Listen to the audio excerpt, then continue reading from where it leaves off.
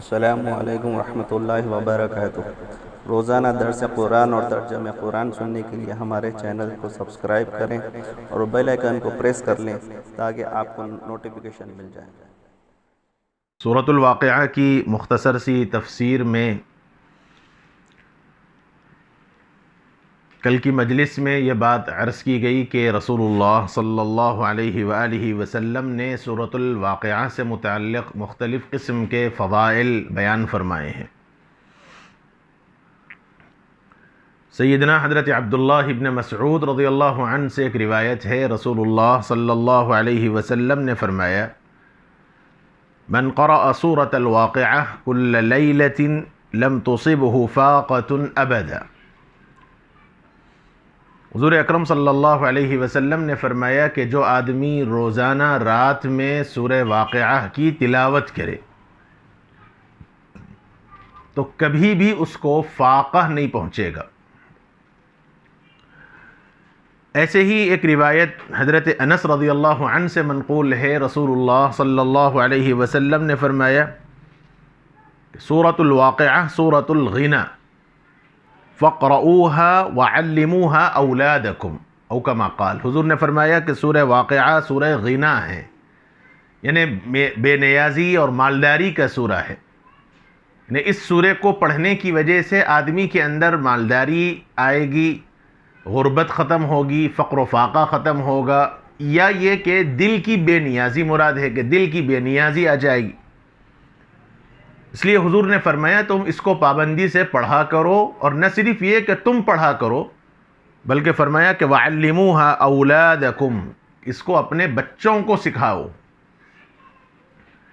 ایسے ہی ایک اور روایت میں رسول اللہ صلی اللہ علیہ وسلم نے عَلِّمُوا نِسَاءَكُمْ کی بات فرمائی کہ تم لوگ اپنی عورتوں کو سورہ واقعہ سکھاؤ۔ ایسے ہی ایک روایت میں جو ترمذی کے اندر روایت موجود ہے، رسول اللہ صلی اللہ علیہ وآلہ وسلم نے حضرت ابوبکر رضی اللہ عنہ کے ایک سوال کے جواب میں فرمایا۔ حضرت ابن عباس حدیث کے راوی ہیں، فرماتے ہیں کہ ایک مرتبہ حضرت ابوبکر صدیق رضی اللہ عنہ نے فرمایا کہ یا رسول اللہ، آپ بوڑھے ہو چلے ہیں، یعنی اب آپ پر بڑھاپا آ چکا ہے، بال کچھ سفید ہو گئے۔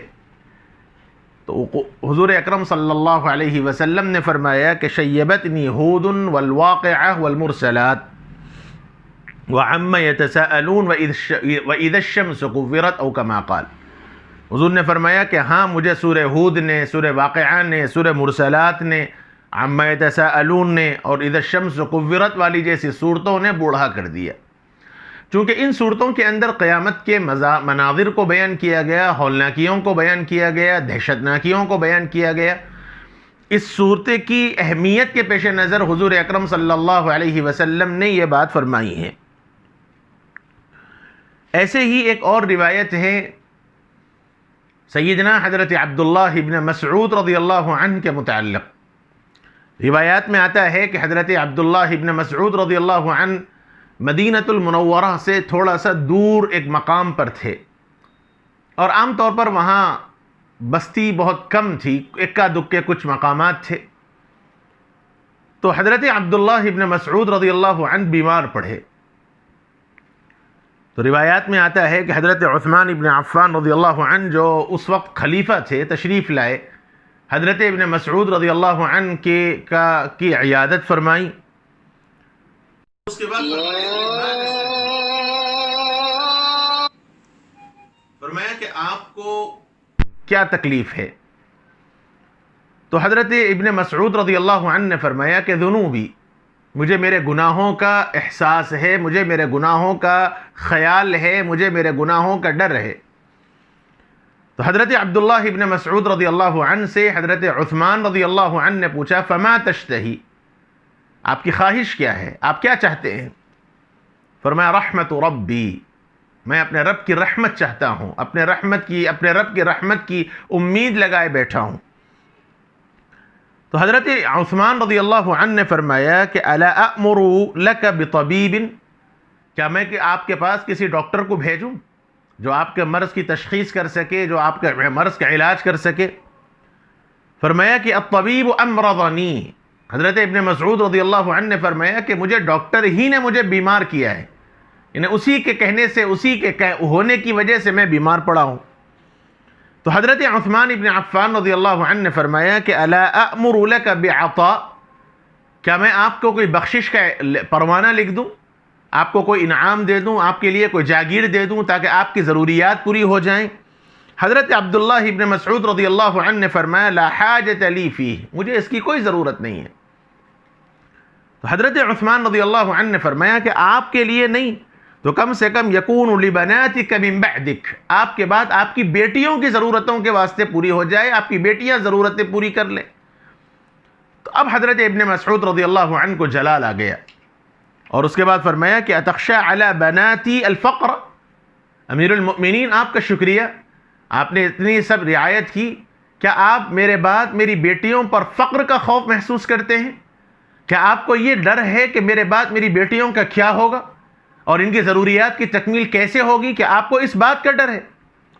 اور اس کے بعد فرمایا کہ یاد رکھیے مجھے اس مال کی ضرورت نہیں ہے، میں نے اپنی بیٹیوں کو مستغنی کر دیا، میں نے اپنی بیٹیوں کو فارغ کر دیا، مجھے میرے بعد میری بیٹیوں پر کسی چیز کا ڈر نہیں ہوگا، میرے بعد میری بیٹیوں پر فقر کا مجھے خوف نہیں ہوگا۔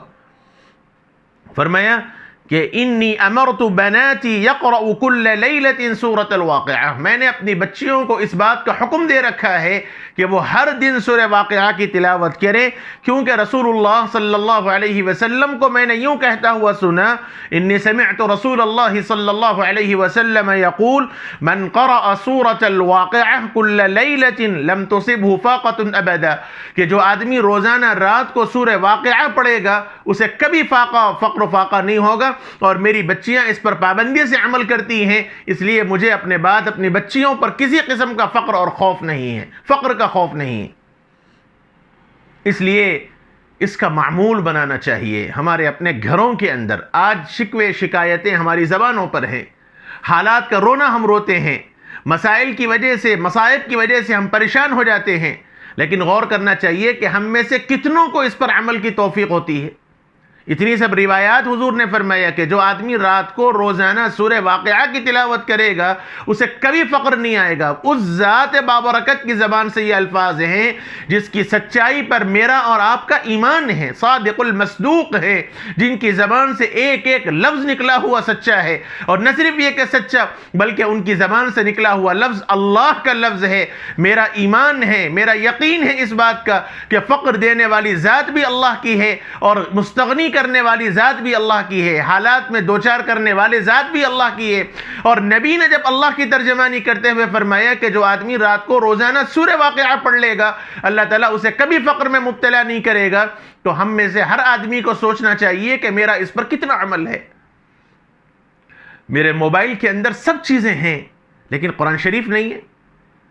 اتنی سہولتیں آج کل میسر ہیں، آپ فون کے اندر آپ پلے سٹور میں جا کر سورۃ الواقعہ نکال دیں تو آپ کو سورہ واقعہ مل جائے گا۔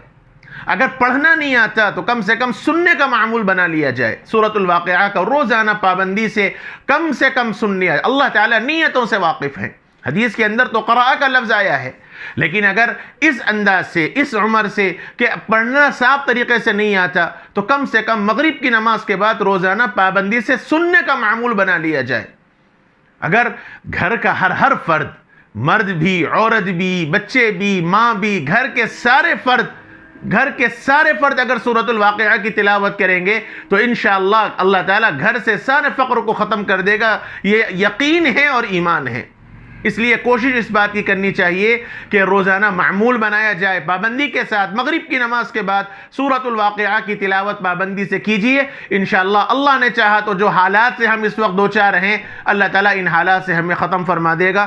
اللہ اپنے کرم سے اس سلسلے کو قبول فرمائے۔ وصلی اللہ وسلم وبارک علی نبینا محمد وعلی آلہ وصحبہ اجمعین والحمد للہ رب العالمین۔